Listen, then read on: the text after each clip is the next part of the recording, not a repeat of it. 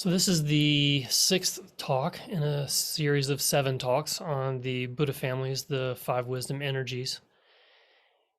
And this is the 5th of the energies, or they don't always go in the same order that I have talked about them, but karma energy is the one we're going to talk about today and explore today. So karma energy today. So our global culture is being taken over, I believe, by neurotic karma energy. We go and we go and we go, and then we drink some coffee or have a shot of espresso or drink a Red Bull so that we can go some more and go harder. There's so many enticing experiences to have, places to see, people to meet, money to make, houses to build, projects to complete, books to write, things to buy, miles to run, mountains to climb, rooms to paint and reorganize, articles to read, family and school reunions to attend, environmental protests to rally, social justice initiatives to fight for, sessions and retreats to sit, workshops to learn from, selves to develop, therapies to try, casseroles to bake, YouTubes to watch, people to sleep with, koans to pass, problems to solve, traumas to heal, body parts to shave, dogs to walk, carpets to clean, roofs to fix, Amazon items to return. And guess what? That list keeps going on and on and on. Though you just got a little insight into my world. So what is happening to us? So in reviewing this material this week and reviewing karma energy and looking into it, I already knew this to a degree, but I really know it now. Karma energy is one of my primary or tertiary energies. I'm a go person. And probably one of the reasons why I was drawn to Zen practice was to help me slow down and to find that Buddha energy to balance out the karma energy that I naturally am. I was a soccer kid, a skateboarder, video games, working out, always outside when I was a kid, running around the neighborhood with all the other kids. Just loved doing, and I still enjoy doing and being active. So I want to share a little tangent here. This is what came up for me when I started this talk. And it's something that's actually meaningful to me. It's been sitting in my unconscious for a while. So I want to share it with you, and maybe it'll relate to this for you. Maybe it won't. But it feels important to me. So I'm not a geologist, I'm not a scientist, but I'm going to try to explain something that's scientific in the most basic way that I can, so that hopefully it's understandable. And you might find this a little anxiety provoking or mind boggling. So excuse me. So I was a mountain guide for many years. And as a mountain guide, I learned how to use a compass very well. I had to learn how to navigate within the woods where I couldn't see anything. And also in the mountains, in fogs, in snowstorms, when visibility was sometimes not much further than an arm's length. I still had to learn how to navigate skiing on glaciers and things like that. So I use a compass a lot. There are other ways to navigate, but sometimes a compass is kind of all that works. So in navigation, there's what's called true north and magnetic north. And so true north is the North Pole. And so anywhere where you're standing on the planet, if you wanted to know where true north was, you'd have to have a map, of course, but it's basically where you're standing towards the North Pole. That's where true north is. Then there's what's called magnetic north. And magnetic north is what the red needle on a compass points to. And so, because the North Pole is this arbitrary point that, if you have a compass, it can't really point to it. It doesn't know where it is really. So long ago, people found that there was this magnetic current in the earth that you could orient to. And you could, I don't know how compasses work, but you put something in a compass, Mercury, or I don't know what it is, and it points, the needle points towards this magnetic place in the earth. Now to find the actual north, so because the magnetic north and the true north are not in the same place. Okay, so the magnetic north is a little off. Well, depending on where you stand on the planet, it could be way off from where true north is. So maps have what's called declination, and it tells you the degree difference that magnetic north is from true north. So you have to account for that when you're using a compass. And there's little tools on the compass that help you set it up so that when you point, you can still actually be pointing towards true north. So anyway, that might be feeling complicated. So this magnetic north underneath Ellesmere Island in northern Canada, which is just barely off Greenland, actually, the very northwest edge of Greenland. Underneath this island is this massive liquid iron. It's a massive liquid iron. And that's what magnetic north points to. Or that's what the needle points to. That is our magnetic north. Okay. So if you're standing on Mount Hood, currently today, if you're standing on top of Mount Hood in Oregon, magnetic north is about 7 degrees off of true north. Okay, so Mount Hood is here. The North Pole is here. So you can see. And then Ellesmere Island is actually over here. So the needle on the compass points over here, but you need to know where actual north is, right? So that 7 degree difference there, you account for that when you're navigating, all right? Now, if I'm standing over here in Alaska on Denali, which is the tallest mountain in North America, it's actually 15 degrees off. So you have to adjust differently. So wherever you're standing on the planet, it's going to be a different degrees. Now, if you're standing in New Hampshire, it's actually 0 because it goes directly up to Ellesmere Island. Okay. Here's what's interesting. So if you looked at a map from about 60, 70 years ago, and you looked at a map from about 10 years ago, or actually about 20 years ago, there would not be much difference. Actually, let me step backwards. So just so you know, this liquid iron actually moves. It moves a little bit. So they have to update that declination change constantly. And if you looked at a map 70 years ago and then you looked at a map 20 years ago, they'd only actually be a couple degrees difference. In the last 20 years, something is happening, something is changing, something is shifting inside the earth. So about 20 years ago, Mount Hood, which I told you was 7 degrees off, was actually 15 degrees. And Denali in Alaska, which I told you was 15 degrees off, was actually about 24 degrees off. And that didn't change much in 50 or more years.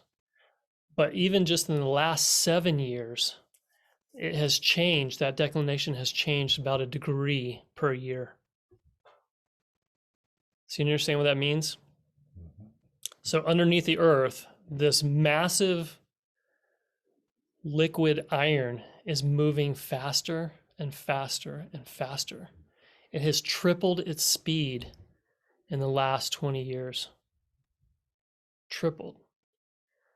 So now, and this massive iron is actually 420 kilometers wide, which in miles is about 261 miles or so, which those of us in Berthoud, Glenwood Springs is about 250 miles. So from here to Glenwood Springs, that's pretty far. And that's a huge mass of iron, okay, that's moving, which is actually no longer under Ellesmere Island. It's actually in Russian Siberia now. So all the navigation systems, all the people navigating on all the ships moving across the oceans are actually having to completely shift their navigation systems to account for the changes that are happening underneath the Earth's surface. So I bring that up because we are seeing a lot of change in our world right now. We know that as human beings, we're having a big effect on climate.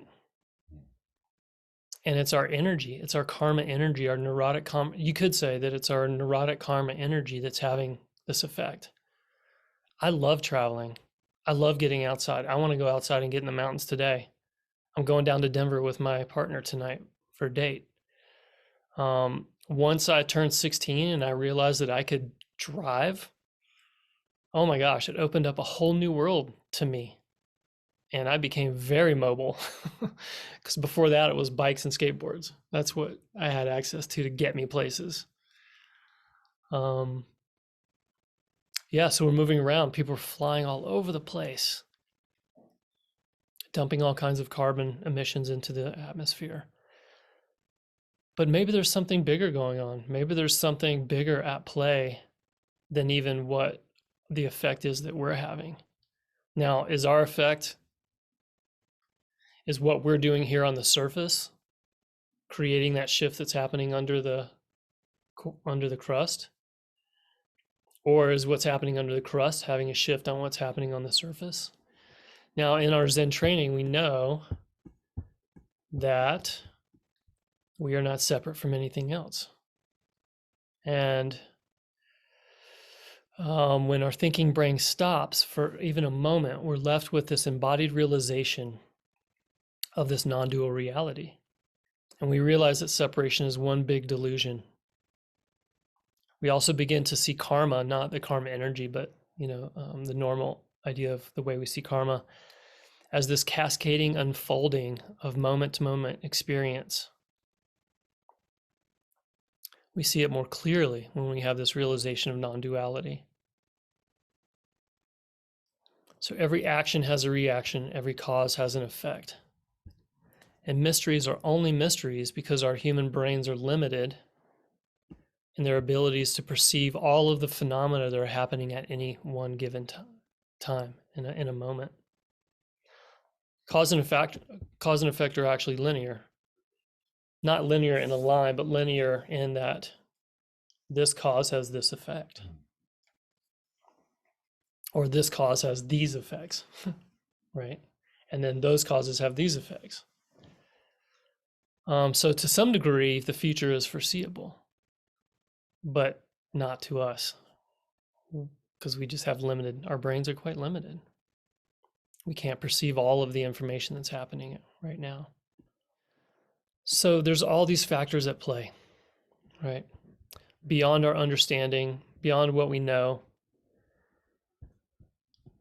But what we can do right now, what we have access to is what we can see and what we can perceive. And what we can look at is our own neurotic patterns that create suffering for ourselves and others. And so looking at karma specifically is what we're looking at today. So the color of karma is green and the element is wind, and it's actually windy here today. When karma flows naturally, it is all accomplishing wisdom. It gets what needs to be done. And its doing includes knowing when not to do. For not doing is also a form of doing. And done at the right time, not doing, is wise action. Lao Tzu tells us that the Tao never does anything, yet through it all things are done. Karma is movement, mobility. It is kinetic. It is a wellspring of energy. Our hearts beat, our lungs expand and contract. Blood moves through our bodies. Our brain constantly processes information, even if it's in the background in the unconscious. Trees go toward the sunlight. Frogs hop. Cliffs erode. Oceans swell and have myriad currents. Clouds build and dissipate. There's not one thing that is not in a state of change, which is what the Buddha taught, that all things are impermanent. The Tao, the way, is constantly unfolding without agenda. I'm a Star Wars fan, so I have to give a Star Wars quote here. In The Empire Strikes Back, Yoda says to Luke, when they're standing in the Dagobah system, and he's using his hands to raise the, I forget the name of the ship, out of the swamp. For my ally is the Force, and a powerful ally it is. Life creates it, makes it grow. Its energy surrounds us and binds us. Luminous beings are we, not this crude matter. You must feel the force around you, here, between you, me, the tree, the rock, everywhere, yes, even between the land and the ship. And then from a Zen perspective, I'll say my Zen perspective, often there's this phrase of like the Zen, the Tao is in everything, or the way, or the force is in everything. It's in that. But I would say it is that, not in it, because then there's still some duality there, or it is, to even take one more layer of duality away. We human beings, we humans are beings of movement and activity. So we are meant to move. We are meant to be active, even the most lazy and lethargic of us. So when I was living at Koji Zen Mountain Center in the early to mid, around 2003 to 2006, I took a 3-week break at one point, and I was like, I want to go get enlightened. So I went to the Sierra with my backpack in October or something, and went up high. Nobody was up there, just me. And my plan was to sit by this lake and just meditate for 3 weeks. And I was just going to meditate constantly, just enter this state of samadhi and just sit there in meditation and get enlightened. So I hiked basically straight uphill for 6 hours, carrying 3 weeks of food and supplies, very heavy. I got to my lake, my campsite, set up camp. I'm like, okay, let's do this. I sat in meditation, and I sat there for about half an hour, and then my thumb started twiddling, and saw this mountain over there, and I was like, I'm gonna go climb that. So I went and climbed a mountain, came down, meditated a little again, went to sleep. Next morning, okay, packed everything up, hit the trail, found another place, set up camp, meditate a little bit. I'm gonna go climb that mountain. And then that's kind of how my trip went. So about 9 days in, I hadn't seen anybody, and I was really, it was really wonderful experience. But about 9 days in, I was kind of sitting by this creek, having done my climbing for the day, and was just kind of contemplating life. But what I was really contemplating was like this internal conflict that I had of like, why can't I just sit down? Like, why can't I just do what these ancient masters did? Why can't I just like settle down and sit down? And there happened to be these chipmunks running around, and they were doing chipmunk things. They'd scurry a little here and then scurry a little there. You know how rodents like that, they sort of like run really fast and they stop, look around for a second, and then they run really fast, and then they, just keep doing that, and their tails are going the whole time, and they find something to chew on. Their mouth just goes so fast, and they're chewing so fast. And I realized, and they had like mouths full of things. This was October, so they were, it was going to snow anytime, and that snow would probably stay because it was pretty cold. And I had this realization that just went through my whole body, like one of those like really good realizations that's like kind of changing in a way. It changes your beliefs about things. It changes the way you see things. And it was pretty simple. And the realization was, beings have their way of functioning, and that's their way of functioning. And if they try to be anything else, then they're just fighting against the Tao. They're fighting against what they are and who they are. And so chipmunks have a way of being. Trees have a way of being. Rocks have a way of being, and humans have a way of being. But then each human, and then there's like types of humans, right? They come from different cultures, but have different energies. Some people are more Buddha energy. Some people are more Padma. Some people are more Karma. And if I'm a Buddha energy and I'm trying to be Padma, I'm probably fighting against myself. If I'm a Karma energy and I'm trying to be Buddha, I'm probably fighting against myself to some degree. And that's sort of the realization I had, is like, I'm a person of movement. I'm a mover. I also realized too that my mind is creating suffering for myself and others through my behaviors, and that I do need some Buddha energy in my life. But I'm probably not going to be one of those hang out in the monastery, meditate 10 hours a day and call that good on life. It's probably not my path. And I'm sure many of you can relate to that, especially people who, don't live in a monastery and live in the world and want to be part of the world and engage. So I find that our Zen practice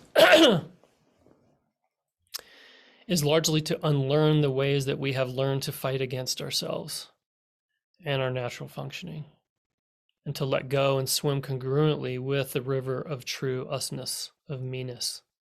And in that process, like in that giving in that surrender, I find that it's not like, okay, I'm surrendering and now all my neurotic stuff just keeps going. It's almost like the surrender softens that neurosis a bit, quite a bit, depending on how deep that surrender happens. So relative to this talk on karma, energy, we human beings are manifestations of energy. We are not masses of lifeless rock. We move, we talk, we love, we create, we destroy, we aspire, we fight, we make up. Some of us like to move, some of us like to love more than hate, and others are drawn to hate more than love. From one angle, you could say that energy simply manifests. There is neither karma manifesting as wisdom or as neurosis, which is really the bigger picture that I have experienced. Things are as they are. There's no good, there's no bad. But then on the other hand, there's our experience, our individual experiences of being human beings, of living in a dual mental reality. And sometimes we suffer. Sometimes we're happy.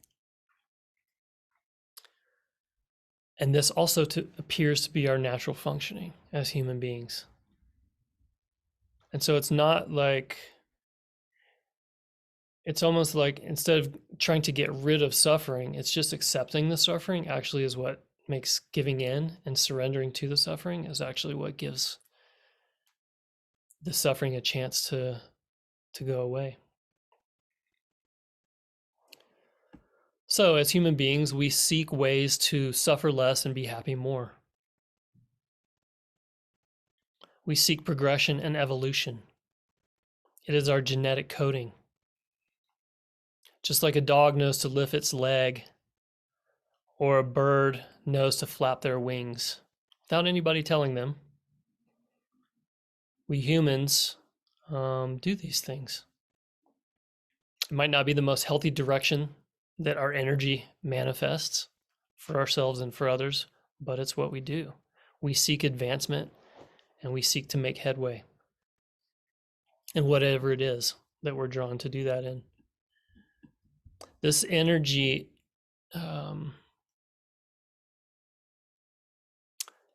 this flowing energy or karma unfolding as it does, is our natural form. And so it is important then for each of us to look at how we might be fighting against ourselves and creating suffering, and also how better to flow with our own natural stream. So let's look at the distorted ways that karma can show up. So as karma is distorted by our psychological defenses that protect us from feeling our childhood wounding or our trauma or just uncomfortable feelings in general, it can perpetuate into ceaseless activity. If we keep moving, then we don't have to feel all that yucky stuff that lingers back there in the darkness. Anyone taking their first steps into recovery from substance abuse sees this very clearly. Once the substances are taken away, The flood of emotions come like an erupting volcano. So we hide in our productivity, and we also overcompensate with productivity. If I am productive, I can maintain my sense of self-esteem and a sense of purpose. And honestly, from a psychological standpoint, self-esteem and having a sense of purpose are important things. They're natural needs that human beings have. But they can become neurotic.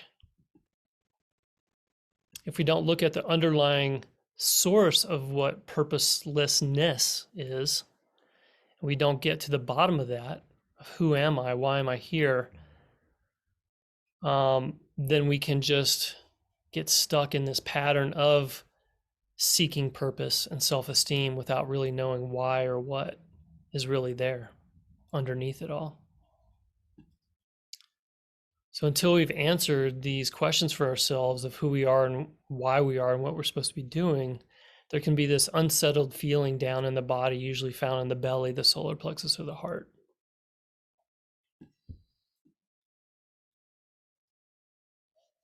So talking about how these things manifest as people. So when people manifest the wisdom of karma energy, the layers of anxiety and the fear that drive action are reduced and maybe even non-existent.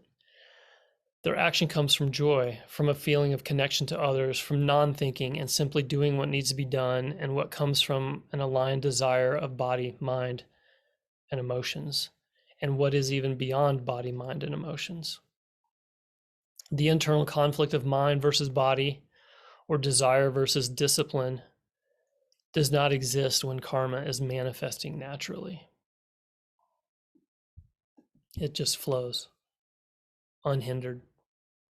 So theoretically, pure karma people, which don't exist, there's always a mix of our energies, but theoretically, pure karma people are not intellectuals or lovers or givers or spacious.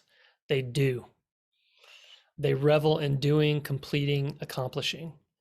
Housing construction, cooks, musicians, activists, athletes, plumbers, body workers, solution-focused therapists, goal-oriented people, custodians, surveyors, sandwich makers, tinkerers, small business owners, and people who work in the fishing industry. Those are just some examples. So people who manifest neurotic karma energy might be perfectionists. They're very productive, but they might be angry or difficult to work with. They can't sit still. They live by the motto, "I'll sleep when I die." They can be controlling, not because they enjoy the power, but because if they can control other people in this situation, then the project can be completed efficiently, which then reduces anxiety. And then they can get on to the next thing. They get angry when someone or something gets in the way of progress. On the positive side, karma people can be great multitaskers. On the downside, they multitask to a fault. They take on too many projects and don't know how to say no. Some of us in the room here are pointing at ourselves. But I think this is cultural. If you I don't speak with indigenous people too much. I have in my life, and I've definitely spoken and spent time with people living in very rural environments in South America, India, and other places. But when I watch videos and documentaries on people, of indigenous people who are still alive today, they speak much more slowly than we do. And they move more slowly.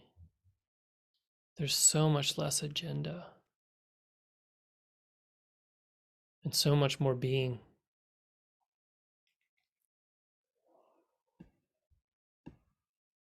So in neurotic karma, there's a fear of missing out, FOMO. There's also the motto of YOLO, you only live once. Let's get her done. Get it all done. This is your chance, right? Neurotic karma also shows up as envy. So we can end up comparing ourselves to others, which then shows up as shame. We can feel shame. I'm not enough, so I need to be more. And we envy what other people have. So we have shame about our own lack of substantiality. and envy for those who have, or at least what we perceive, who we perceive to have as being substantial. So in our lives, we toil about doing and doing in order to develop and gain substantiality. To its extreme, deep wounds can manifest as twisted karma energy in the form of severe anxiety, the hypervigilance of PTSD, the compulsive aspect of obsessive compulsive disorder, the manic side of bipolar 1 disorder, or the hypomanic side of bipolar 2, gambling addiction, and aggressive behaviors such as assault, sexual assault, vandalism, and burglary. So PTSD is a really interesting one. People with PTSD can actually be extremely productive in the world. And what's happening with PTSD or trauma in general, if it's still lingering and hasn't been attended to, is that the nervous system is actually dripping adrenaline and cortisol almost constantly. And it makes it difficult to sleep. It makes it difficult to sit still and be settled. And people are going and going and going. And they can, like I said, they can actually show up as quite productive in the world. But at some point they tend to burn out.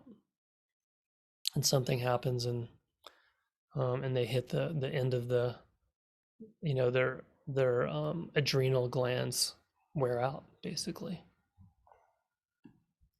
And people with neurotic karmic energy often seek drugs because it's the only thing that can calm them down. Like meditating is really too hard. Like to just sit and meditate is just too much. It's too much of a shift from that energy of movement to stillness. So often when I'm working with people with PTSD or just a severe anxiety or lots of lots of energy, restlessness, I direct them towards Tai Chi, yoga, movement-oriented meditations rather than stillness and sitting meditations. So in relationships, healthy karma partners are the opposite of couch potatoes. They keep the house tidy and well functioning. They're fun and have lots of energy to do couples activities. When it's unhealthy, they never stop long enough to catch eye contact with their partner. Gifts are given from to-do lists rather than from the sincere desire to make the person happy. Karma couples don't have time for each other, and the intimacy is greatly lacking when it's not, when it's manifesting neurotically. All right, so we're coming to the end here. Karma energy is considered to be a masculine energy. It's about doing, not being. In our American culture, we are validated in our doing and not so much in our being. We often create great suffering for ourselves in busyness. This is nothing new. As a culture, we seem to be aware of this. I mean, people talk about it all the time. I need to slow down. I need to do less. I need to say no more. We seem to be aware that we're on the hamster wheel. And I say we, not everybody, but just generally as a culture. We're definitely a karma culture, a karma ratna culture. We seem to know that we're on this hamster wheel, but we don't know quite how to get off of it. And that's me included. I'm looking at that in my life right now. I did say this talk this week actually helped me say no to something this week that I would have normally said yes to.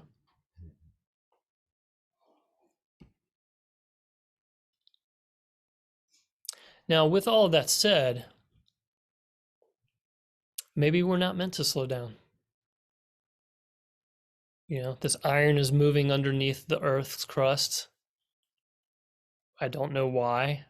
And I honestly don't know the effect that it's having on those of us on the surface. Because the magnetic, one thing I didn't say is that big molten iron that's under Siberia now has a direct connection to this other huge massive iron liquid that's in the Earth's core. And there's magnetic waves that are going through, then those two are connected that reach really far out into space. All the way to Earth. all the way to Earth. Yes. The magnetic stream through all of it. Yeah, but like beyond, like out. Yeah. And so there's these streams of energy, these streams of information that are happening that are so much beyond what I can understand.